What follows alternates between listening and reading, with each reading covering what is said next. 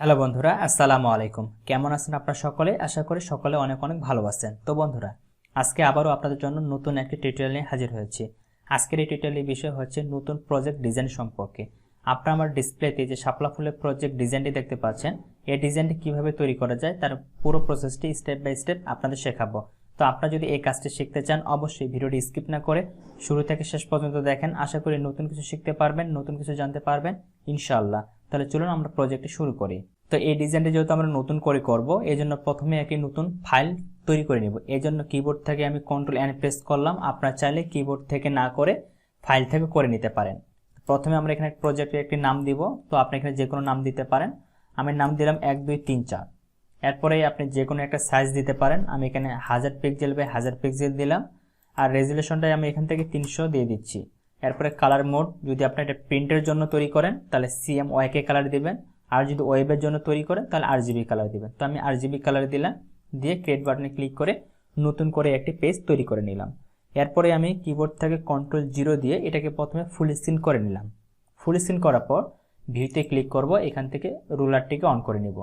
রুলারটি on করে নিলে আমাদের উপরে একটা রুলার এবং বাম সাইডে একটা রুলার শো করাবে। এরপর আমরা মুভ টুলে ক্লিক করে উপর থেকে একটি রুলার এনে মাঝখানে রাখবো এবং বাম দিক থেকে একটা রুলার এনে এখানে মাঝখানে রাখবো। তাহলে দেখেন আমাদের মাঝখানে কিন্তু রুলারগুলো বসে গেছে। এরপর আমরা টুল প্যানেল থেকে পেন টুলটিকে সিলেক্ট করে নিব। পেন টুলটিকে যখন সিলেক্ট করব, উপরের দিকে কিছু সেটিং রয়েছে, আমরা এখান থেকে পাথটাকে সিলেক্ট করে দিব। যদি আপনার এখানে শেপ থাকে অবশ্যই এখানে পাথ সিলেক্ট করে দিবেন।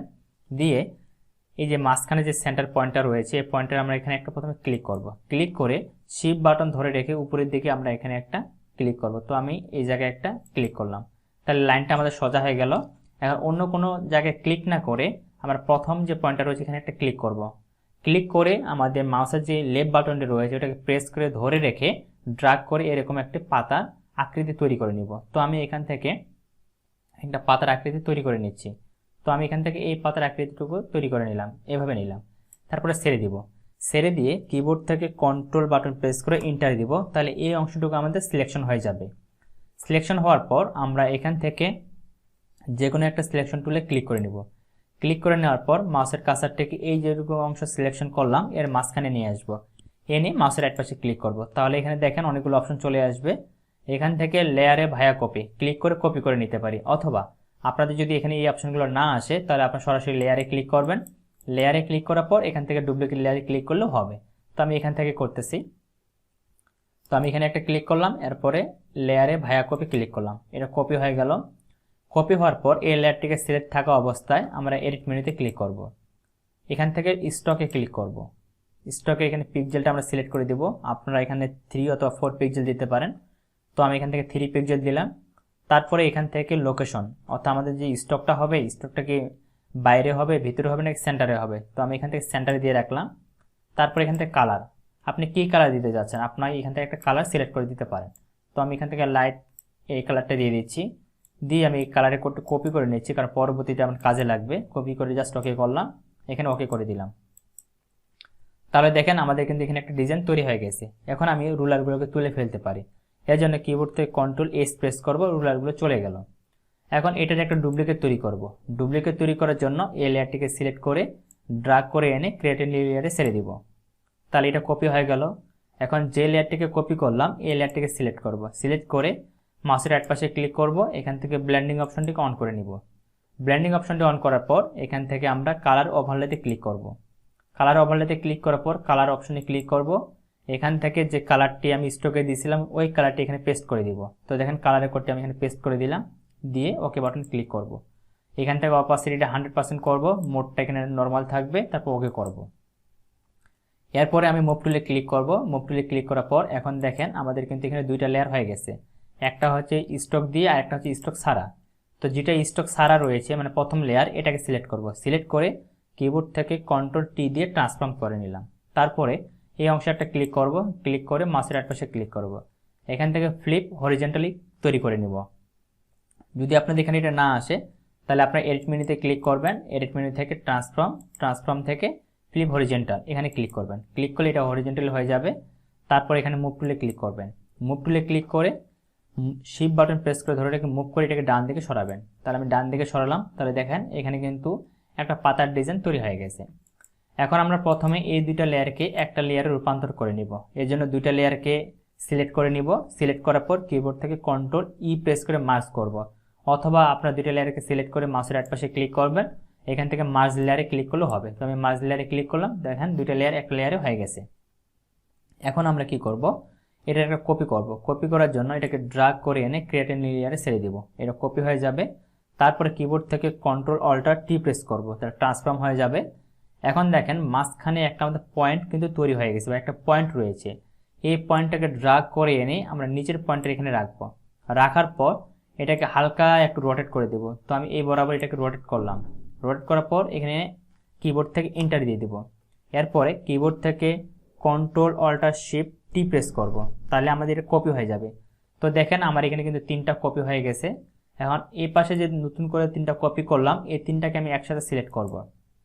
সিলেক্ট করে কিবোর্ড থেকে কন্ট্রোল জি দিয়ে গ্রুপ করে নিলাম। গ্রুপ করে এর নাম দিলাম right side, RIGST, right side, SID, right side. এরপরে এখানে আমাদের একটা এক্সট্রা তৈরি হয়ে যাবে, এই এক্সট্রাটাকে আমরা এখান থেকে ডিলিট করে দিব। তারপরে যে রাইট সাইডে যে গ্রুপটা রয়েছে এই গ্রুপটাকে সিলেক্ট করব। সিলেক্ট করে কিবোর্ড থেকে কন্ট্রোল জে দিয়ে এটা একটা কপি করব।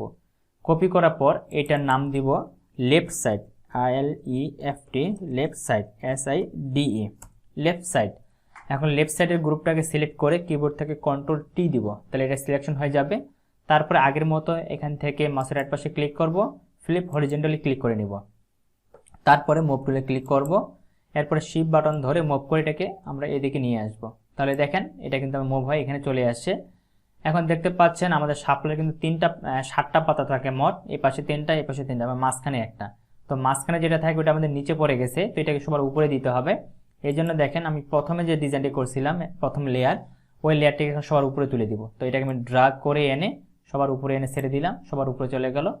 এখন দেখতে পাচ্ছেন স্মুথলি ভাবে কিন্তু আমাদের একটা শাপলা ফুলের ডিজাইন হয়ে গেছে। এখন আমরা সবগুলোকে আরেকটা গ্রুপ করব। সবগুলো লেয়ার একসাথে সিলেক্ট করলাম, কন্ট্রোল জি দিয়ে গ্রুপ করলাম, এর নাম দিলাম ফুল। আপনারা যে কোনো নাম দিতে পারেন, আমি ফুল দিলাম। ফুল দেওয়ার পর এটাকে আমি পেজের মাঝখানে রাখবো। এই জন্য এই লেয়ারটাকে সিলেক্ট করে কিবোর্ড থেকে কন্ট্রোল এ প্রেস করলাম। তারপর এখান থেকে সেন্টার ক্লিক করলাম, তাহলে দেখেন পেজের মাঝখানে চলে আসছে। তারপরে কিবোর্ড থেকে কন্ট্রোল ডি দিয়ে ট্রান্সফর্ম করে নিলাম। এরপরে আমি যে কাজটি করব, এখানে একটা সার্কেল তৈরি করব। প্রথমে সার্কেল তৈরি করার জন্য আমি ইলিপ টুলে ক্লিক করব, এখান থেকে ইলিপ টুলটি সিলেক্ট করে নিব। তারপর এখানে একটা ক্লিক করব। ক্লিক করে আমি এখানে দিয়ে দিচ্ছি 700 পিক্সেল বাই 700 পিক্সেল। আপনারা যে কোনো একটা সাইজ দিতে পারেন, এখানে আপনার যেটা ভালো লাগে। আমি এখানে 700 পিক্সেল বাই 700 পিক্সেল, যেহেতু আমি পেজের সাইজটি নিয়েছিলাম আমার 1000 পিক্সেল বাই 1000 পিক্সেল, এই জন্য আমি 700 পিক্সেল বাই 700 পিক্সেল দিলাম। এবং এখান থেকে আমি ফিল কালারটিকে অফ করে দিব এবং স্টক কালারটিকে এখান থেকে অন করে দিব। এখান থেকে আপনার কালার সিলেক্ট করে দিতে পারেন। আমি আগের কালারটা এখান থেকে পেস্ট করে দিলাম, কালারটা চলে আসছে। এবং এখান থেকে স্টকের সাইজটি আমরা 3 অথবা 4 করে দিতে পারি।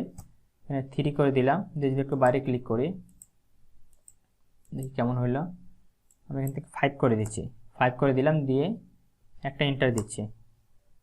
এরপরে আমি এটাকে মুভ টুলে ক্লিক করে মুভ করে মাঝখানে নিয়ে আসবো, এখানে রাখলাম। কন্ট্রোল এ দিয়ে ট্রান্সফর্ম করে নিলাম, এটাকে আমি মাঝখানে রাখবো। এই যে মাঝখানে হয়ে গেছে, কন্ট্রোল ডি দিয়ে ট্রান্সফর্ম করে নিলাম। এরপরে ড্র্যাগ করে এটাকে কপি করব। কপি করার পর কন্ট্রোল টি দিয়ে ট্রান্সফর্ম করব, করে অল্ট এবং শিফট বাটন ধরে ড্র্যাগ করে এটাকে একটু বড় করব। তো এখানে বড় করে নিলাম। তাহলে দেখেন সুন্দর করে একটা রাউন্ড তৈরি হয়ে গেছে। এখানে যেমনটি দেখতে পাচ্ছেন আপনার একটা রাউন্ড ছিল, ওই রাউন্ডটি এখানে তৈরি হয়ে গেছে। ঠিক আছে, এখন আমাদের দেখেন এখানে একটা পানির মতো ঢেউ তৈরি করতে হবে। তো পানির মতো ঢেউ কিভাবে তৈরি করব চলুন দেখি। তো প্রথমে আমি এই দুইটা লেয়ারকে একসাথে আবার গ্রুপ করে নিচ্ছি, কন্ট্রোল জি দিলাম, দিয়ে এটার নাম দিলাম বর্ডার, BORDER, বর্ডার। এখন আমরা নতুন করে কি করব, এখানে পানির ঢেউ তৈরি করব। এই জন্য আমরা অনেকভাবে করতে পারি, তো সহজ ওয়েটা আমি আপনাদের দেখা দিচ্ছি। আমরা সরাসরি এখান থেকে ব্রাশ টুলে ক্লিক করব। তারপরে আপনি এখানে যে কালারটি দিতে চাচ্ছেন এখানে সেই কালারটি সিলেক্ট করে দিবেন। তো আমি চাচ্ছি যে এই কালারটি যেন থাকে, আমি এই কালারটি সিলেক্ট করে দিলাম, দিয়ে ওকে করলাম। এরপরে আমি এখান থেকে ব্রাশের সাইজ ছোট বড় করে নিব। এখানে আপনারা স্মুথ ব্রাশ অথবা হার্ড ব্রাশ যে কোনো একটা ব্রাশ সিলেক্ট করে নেবেন। তো আমি এখান থেকে সফট রাউন্ড ব্রাশটাকে সিলেক্ট করে নিলাম। অপাসিটি এখানে 100 থাকবে, ফ্লো 100 থাকবে। এরপরে আপনার ব্রাশের সাইজটা একটু ছোট বড় করে নেবেন। তারপর ক্রিয়েট নিউ লেয়ারে ক্লিক করে নতুন করে একটা লেয়ার তৈরি করে নেবেন। তারপরে আপনি থার্ড ব্র্যাকেট প্রেস করে ব্রাশের সাইজ ছোট বড় করে নেবেন, ঠিক আছে। তো আমি এখান থেকে ব্রাশের সাইজ একটু ছোট বড় করে নিচ্ছি। এখান থেকে আমি 77 পিক্সেল রাখলাম, যদি বাইরে ক্লিক করি দেখি কেমন আসে। অনেক বড় হয়ে গেছে। আমি Ctrl 0 দিচ্ছি, এখান থেকে Ctrl-Z দিয়ে ব্যাকে আসলাম, ব্রাশের সাইজটা আরেকটু ছোট করি, এখানে দেখি ওকে। তো আমি এটা দিয়ে ব্রাশ করতে পারি এখন। তো আমি যদি 21 রাখি তো মোটামুটি ভালো লাগে। যদি আপনাদের এভাবে সমস্যা হয় তাহলে আপনারা থার্ড ব্র্যাকেট, ঠিক আছে, কিবোর্ড থেকে আমাদের যে থার্ড ব্র্যাকেট রয়েছে এটার মাধ্যমে ছোট বড় করে নিতে পারেন। তো আমি এখানে রাখলাম, রাখার পর আমি এখানে একটা ক্লিক করলাম, ক্লিক করে পানির মতো ঢেউ তৈরি করতেছি। জানি এখানে অ্যাকচুয়াল হচ্ছে না, জাস্ট আমি আপনাদের দেখানোর চেষ্টা করতেছি। Ctrl-Z দিই, ভালো হয় নাই, একটু ঢেউয়ের মতো হবে। আমি আস্তে আস্তে করতেছি, তারপরেও একটু এদিক ওদিক হয়ে যাবে যেহেতু আমি টিউটোরিয়াল করতেছি। তো আমি একটা তৈরি করলাম, একটা তৈরি করার পর মুভ টুলে ক্লিক করব। এখন এটা কয়েকটা কপি করব। আমি মুভ টুলে ক্লিক করলাম, এখানে মুভ টুলে ক্লিক করার পর এটাকে একটু উপরের দিকে তুলে দেবো, এভাবে উপরের দিকে অ্যাডজাস্ট করে বসাবো, আপ এরো ডাউন এরো দিয়ে অ্যাডজাস্ট করে নিব। এখন এর আরও দুইটা কপি করব, ড্র্যাগ করে এনে ক্রিয়েট নিউ লেয়ারে ছেড়ে দিলাম, কপি হয়ে গেল। এটাকে মুভ করে নিচের দিকে নামাবো, আর একটা কপি করব, ড্র্যাগ করে ক্রিয়েট নিউ লেয়ারে ছেড়ে দিলাম, কপি হলো, এটাকে নিচের দিকে নামাবো। এখন আমরা তিনটাকে একসাথে সিলেক্ট করে এদের দূরত্বগুলো সমান করে নিব। এই জন্য প্রথমে আমরা এখানে সেন্টারে ক্লিক করব, তারপর এখান থেকে এটাতে ক্লিক করবো। তাহলে তিনটার দূরত্বটা সমান হয়ে গেছে। এখন এটাকে আমরা একটা ছোট বড় করে দিতে পারি, Ctrl-T দিয়ে ট্রান্সফর্ম করলাম, এটাকে হালকা করে একটু ছোট করে নিলাম, নিয়ে আমি এর নিচে রাখলাম, তারপর এখানে টিক মার্কটা দিয়ে দিলাম। তাহলে দেখেন আমাদের কিন্তু পাতার মতো ঢেউ তৈরি হয়ে গেছে, পানির মতো ঢেউ তৈরি হয়ে গেছে। তো দেখেন বন্ধুরা, আমার এখানে যে ডিজাইনটি ছিল এই ডিজাইনটির মতো আমি আপনাদের এই ডিজাইনটি তৈরি করে দেখালাম। আশা করি এখন আপনারা খুব সহজেই এই ধরনের ডিজাইনগুলো তৈরি করতে পারবেন। তারপরে যদি টিউটোরিয়ালটি কোনো জায়গায় বুঝতে কোনো ধরনের সমস্যা থেকে থাকে অবশ্যই সেটা আমাকে কমেন্টে জানাবেন। আর যদি এখান থেকে কিছু শিখতে পারেন, কিছু জানতে পারেন, আপনাদের কাছে অনুরোধ থাকবে অবশ্যই ভিডিওতে একটা লাইক করবেন, আর আপনাদের মতামতগুলো অবশ্যই কমেন্টে জানাবেন। তাহলে আমি উৎসাহ পাবো আপনাদের জন্য নতুন নতুন ভিডিও তৈরি করার। তো সকলের সুস্বাস্থ্য কামনা করে আজকের মতো এখানে বিদায় নিচ্ছি। আল্লাহ হাফেজ।